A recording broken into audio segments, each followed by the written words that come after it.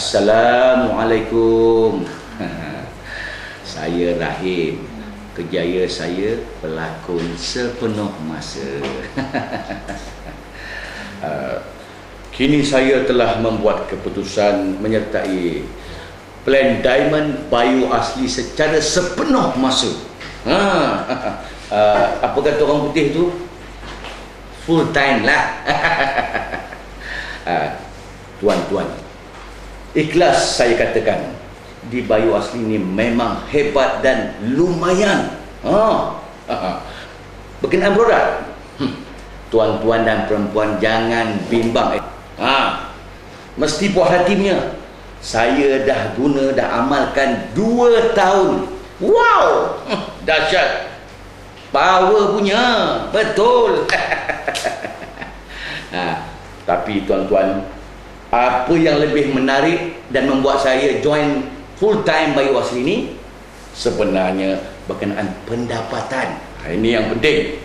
Tuan-tuan dan perempuan, adik-adik sekalian, memang apa Bayu Asli tawarkan di plan ABC memang mampu menjana pendapatan lumayan dan pantas. Memang mampu menjana pendapatan lumayan dan pantas. Memang mampu menjana pendapatan lumayan dan pantas.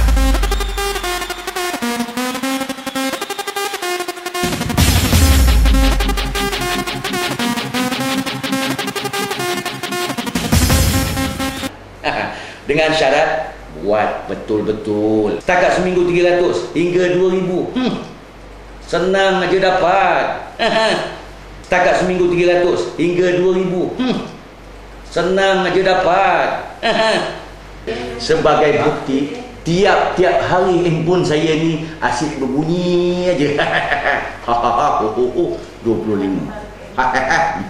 RM5. 25. RM5. Sehari sampai berpuluh kali, beratus kali SMS masuk. Ya Allah, orang ini apalah sincang mengacau. Duit. Itu yang tadi abang cakap kan. Sekejap ya. Tahniah dari ID Idayu, RM25. Duit lagi. Ali-ali masuk, ali-ali masuk. Siapa mau kasih? Tak orang kasih. Bayu Asli kasih. Kaya. Bayu Asli kasih. Kaya. Bayu Asli kasih. Kaya. Itulah dia tadi.